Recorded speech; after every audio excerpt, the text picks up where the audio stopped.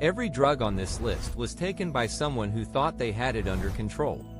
Most of them were right, at first. The moment a substance enters your brain, it doesn't ask for permission. It goes directly to the systems that control pleasure, memory, and decision. And it starts rewriting them. Your brain has one job: keep you alive. To do that, it releases dopamine every time you do something that helps you survive. Every substance on this list found a chemical shortcut to that signal. And every shortcut comes with a cost. Caffeine, the most consumed psychoactive substance on Earth. It doesn't give you energy. It blocks adenosine, the chemical that tells your brain it's tired. When it wears off, adenosine floods back all at once. Over time, your brain grows more receptors to compensate. Now you need caffeine just to feel normal. It doesn't wake you up. It just delays the moment your body collects what it's owed. Nicotine reaches your brain in 7 seconds. Dopamine releases instantly. Thoughts sharpen. Anxiety quiets. Then it disappears and the calm becomes restlessness. Every cigarette doesn't relax you. It relieves the withdrawal from the last one. Nicotine doesn't give you peace. It sells you back the peace it stole.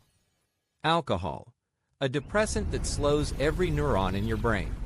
The first drink quiets your prefrontal cortex. Judgment, consequences, self-monitoring. Connection feels real. But alcohol trains your brain to produce less of its own calming chemicals. Stop abruptly and the rebound excitation can cause seizures. It doesn't lower your walls. It teaches your brain to need it to feel safe behind them. Cannabis. THC mimics your brain's natural bliss molecule, but with far greater intensity. Time stretches. Ideas connect. For some, it's euphoria. For others, the same mechanism produces paranoia. With frequent use, your brain reduces its own capacity for natural reward. The world loses color, not because you're lazy, but because your brain quietly stopped producing what it used to. It borrows from the reality you already have. Cocaine blocks the reuptake of dopamine, serotonin, and norepinephrine simultaneously. Your brain floods with every feel-good chemical at once. Euphoria, certainty, brilliance. But cocaine doesn't create those chemicals. It traps the ones already there. Within 30 minutes they collapse.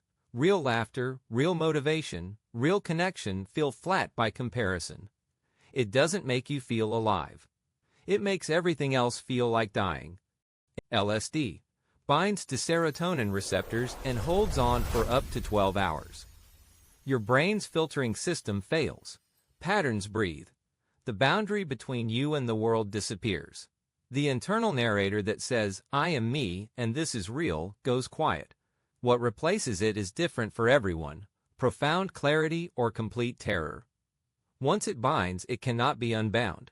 It doesn't show you what isn't there. It removes the filter between you and what always was. Opioids. Your brain already has opioid receptors, built for endorphins released during connection, laughter, and love. Opioids bind to those receptors with a force your natural endorphins never approach. Every pain stops: physical, emotional, existential. For someone carrying unbearable weight, this doesn't feel like recreation. It feels like rescue. Withdrawal is the mirror image. Every pain returns amplified, and your brain can no longer produce its own relief. They don't just give you comfort. They become the only place your brain knows how to find it. Methamphetamine forces dopamine, serotonin, and norepinephrine into your synapses all at once, then blocks their reuptake. Energy that feels infinite. The most awake you've ever been. But it doesn't borrow from your dopamine reserves.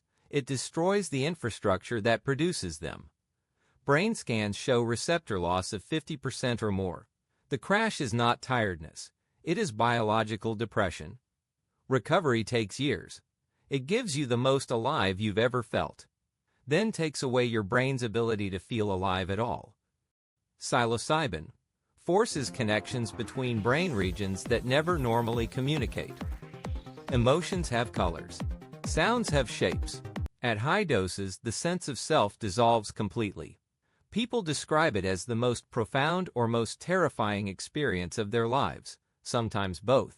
Clinical trials show lasting results treating depression and addiction from a single experience.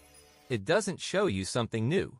It shows you what your brain looks like when it stops editing reality.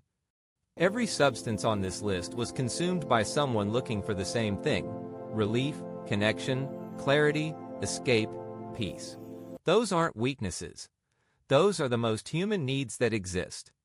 What makes these substances dangerous is not that they create those feelings. It's that they bypass the systems your brain built to earn them. And every bypass comes with a cost paid later, quietly, in ways you don't recognize until the bill is already too large. Subscribe if you want more content like this.